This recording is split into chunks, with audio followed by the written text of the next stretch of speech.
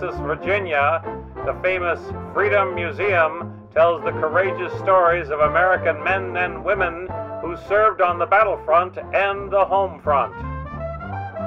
Dedicated museum volunteers go to great lengths to display the museum's fine collection of military uniforms.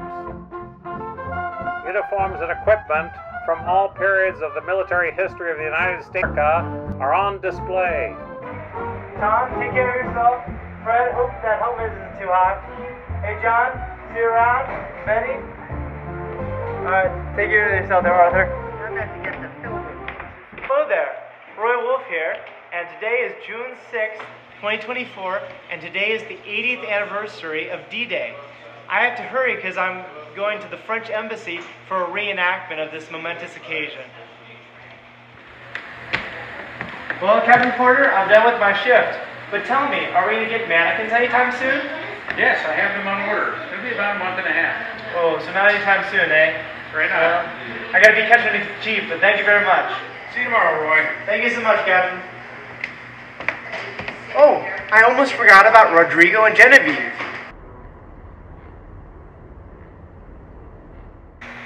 Come on, Rodrigo and Genvieve, it's quitting time. We got a Jeep to catch. Hey, Rodrigo, where are we meeting that Jeep? I thought she knew. Yeah, I thought you knew. I thought, wait. I thought you knew. Well, no, you guys. Oh, that'll be HQ time. Hello? Sergeant Kaminski, go outside and look up. They said to go outside and look up. Alright, well, let's do it. Go. Must be a message drop. Hey, what's that sound?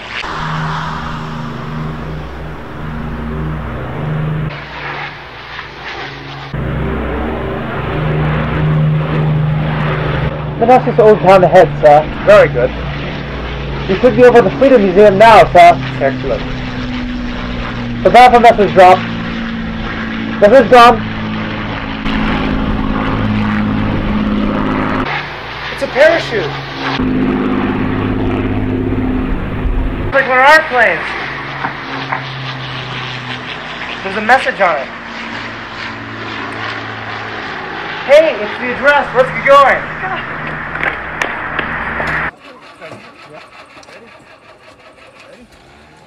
It's a Ford. Pop it.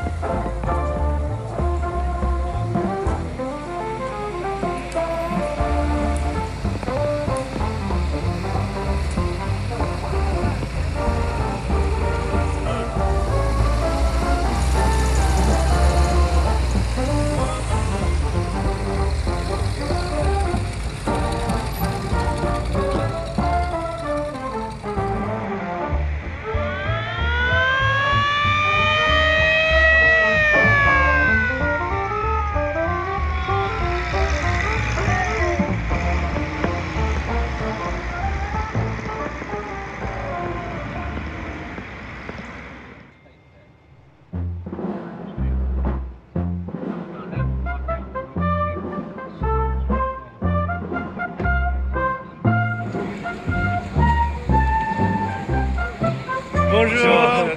We've arrived here at the French Embassy, so we're just about to get ready for the event. So it looks to be a good time. The biggest challenge about getting these GI uniforms on is these leggings.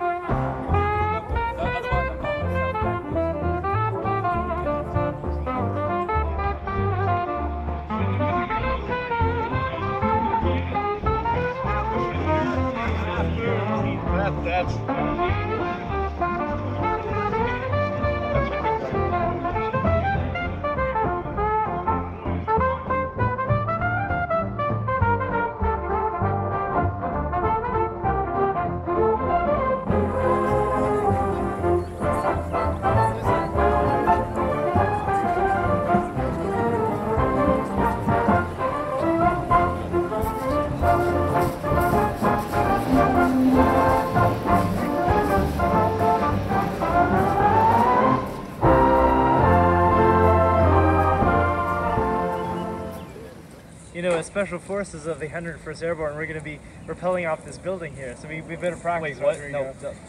Yeah, I did not sign up for this. Well, you're in the 101st Airborne. Yeah.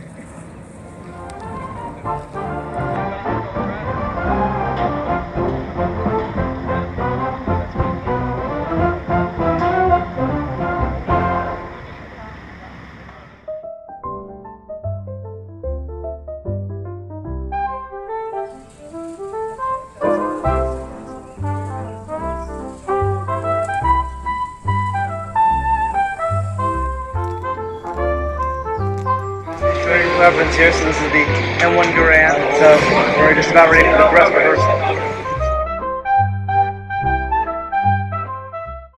Detail, tent, hut! Port, hut! Order, hut! Where were you? We were in the building. But I had present, hut! We were actually I had to get the application and like historic cultural preservation. Order, hut! Board met last November, but then they said we want to announce it. Henning. Oh yeah. And this is my first reenactment. I'm so lucky to be here, and here we are in the Jeep. It's very exciting. And we are super excited to be celebrating the 80th anniversary of D-Day and the liberation of Paris.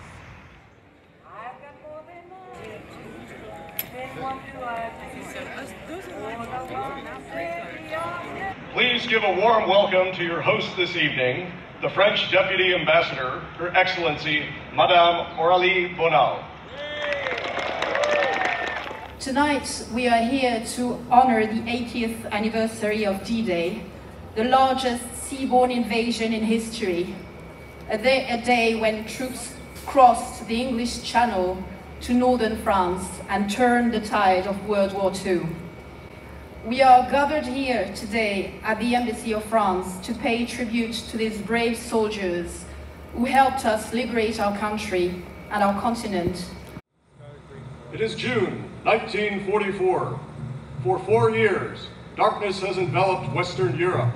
But now, the armed forces of the United States, Free France, Great Britain, Canada, and Free Poland stood poised to launch the greatest amphibious invasion in world history.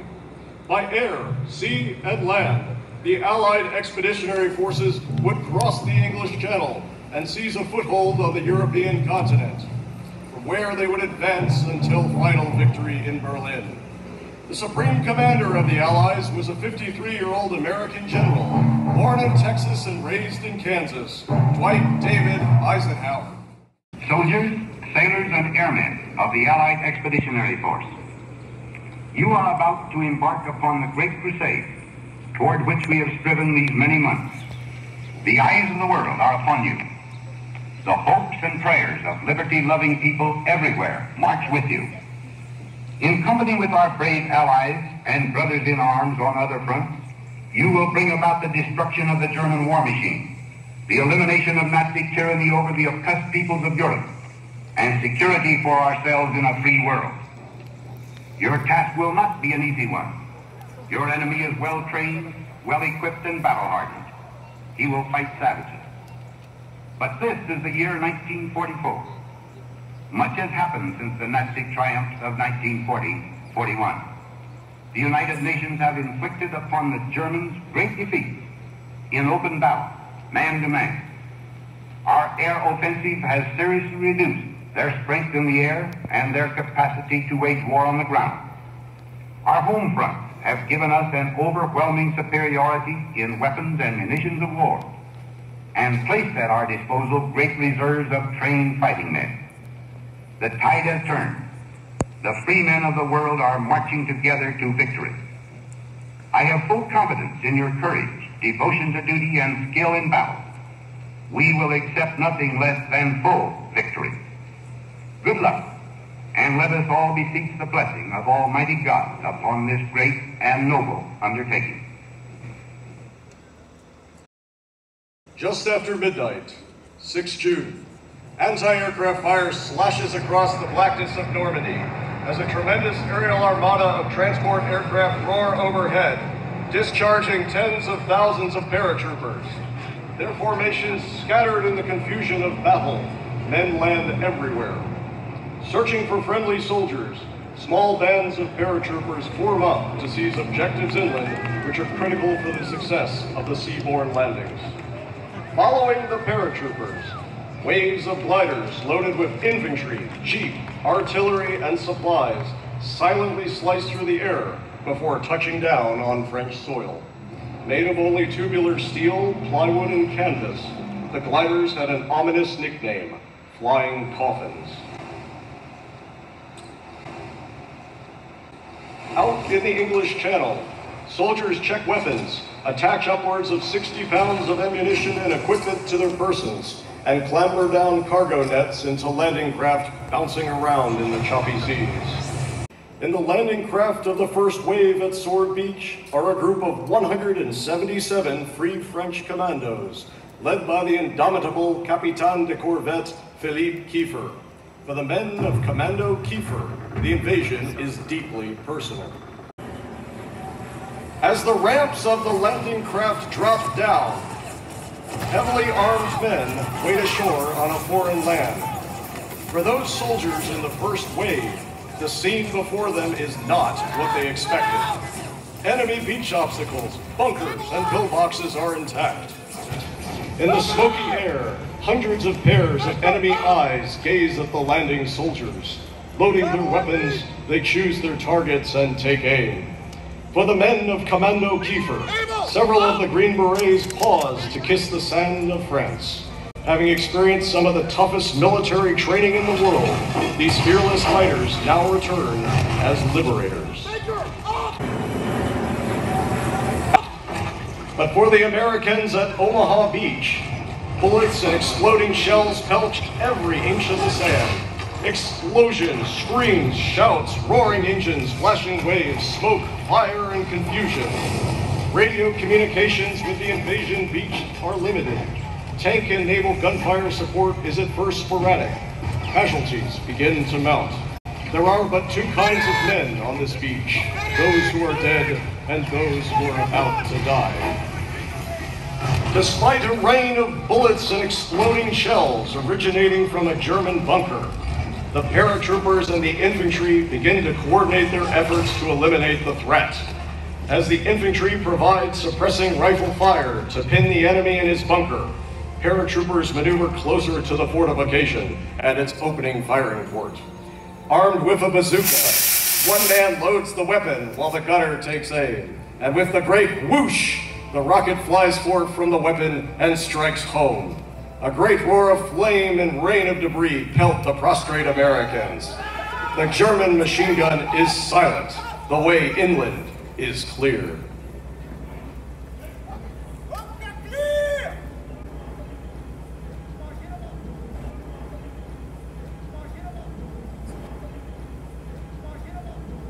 Farther west at Sword Beach, Kiefer and his commandos, undeterred by mortar and sniper fire, race to their primary objective of the silencing the German battery at the River Bella Casino at Ostraham. One commando commented, "It will be a pleasure. I have lost many fortunes in that place." The casino, once a house where some fortunes were made and countless others lost, is now a concrete reinforced strongpoint for the Germans, an interconnected series of bunkers with machine guns and cannon. Kiefer, already wounded from the beach landing, connects with members of the resistance, who inform the commando officer that the electrical cables to the casino have been cut, disabling some of the German cannon. With this information in hand, the French commandos assault the casino and systematically begin to clear out the Germans.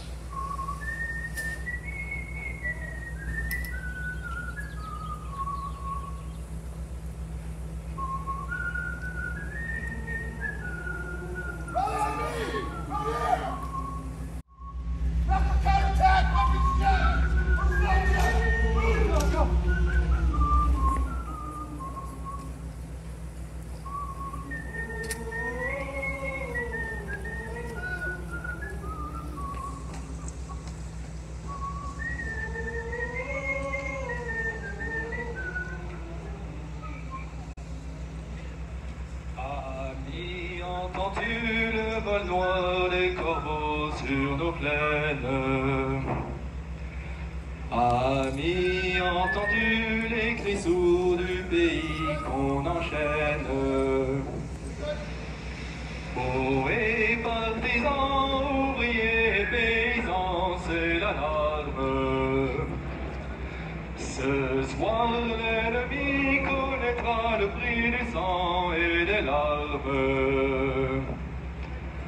Ici, chacun sait ce qu'il veut, ce qu'il fait quand il passe. Ami, si tu tombes, un ami sort de l'ombre à ta place.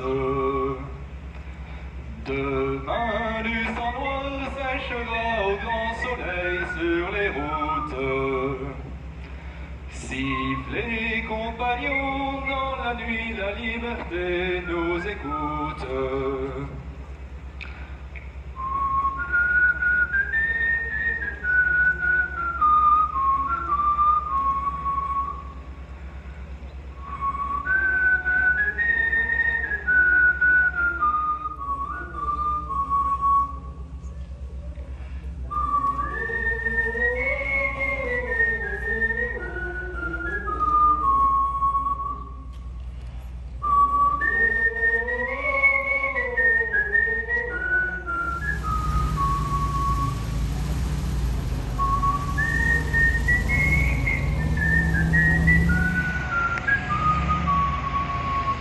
June through July, the fighting in Normandy is hard, bloody, and slow. The formidable hedgerows and tenacious defenses are preventing the Allies from exploiting their advantages in mechanized forces to break out into open country and move on Paris. With British General Bernard Montgomery holding back Panzer divisions at Caen, American General Omar Bradley crafts a plan to use heavy bombers to blast a half-a-mile hole in the German lines near Saint-Lô. While risky and unorthodox, the plan works. By the start of August, the Allies have broken out of Normandy. The Germans are in retreat, and the road to Paris is open.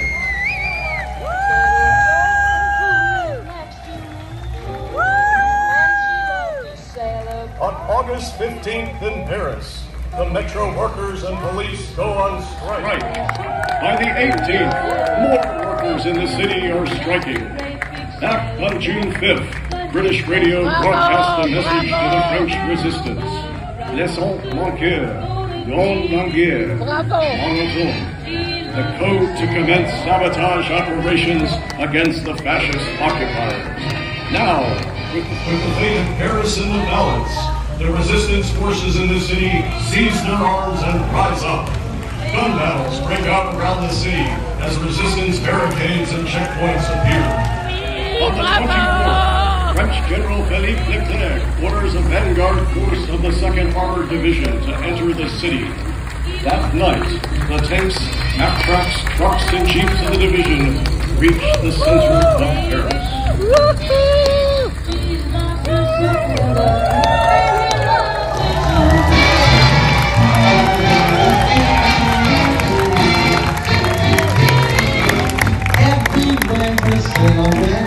She was sure to go.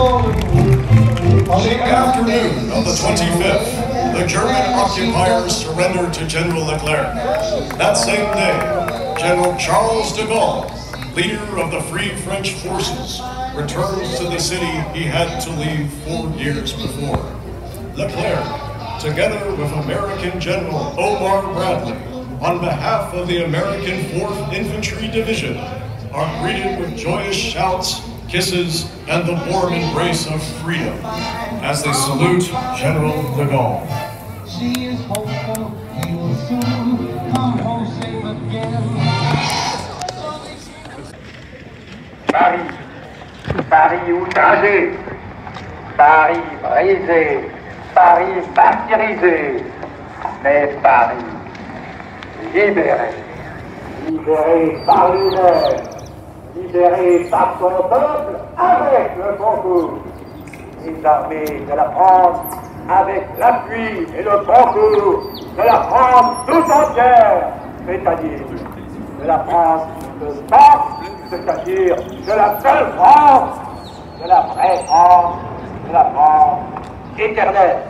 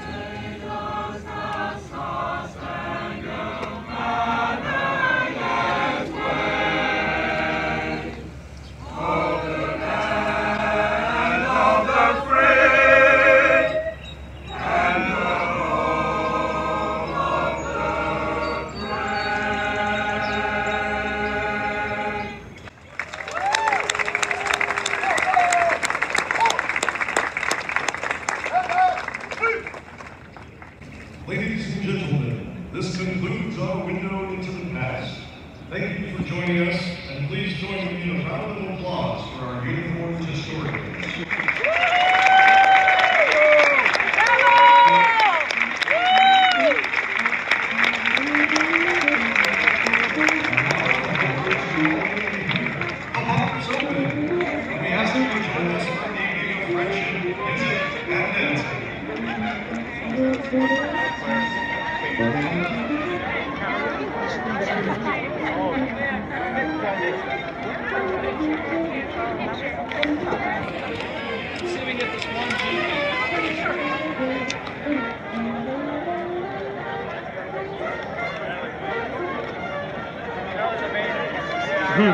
Good job. PGI is Yeah, what an honor. You survived. Good job, Doc. It was an incredible honor, incredible blessing to be out here.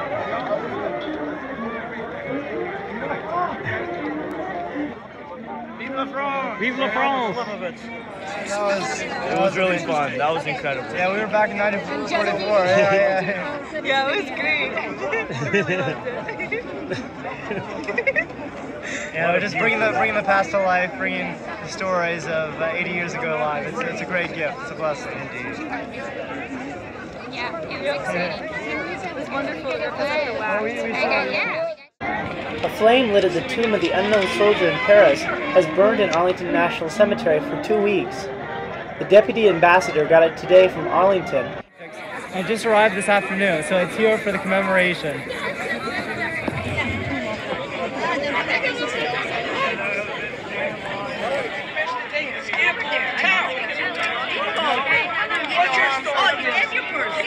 Hey, don't Sergeant else will frag you.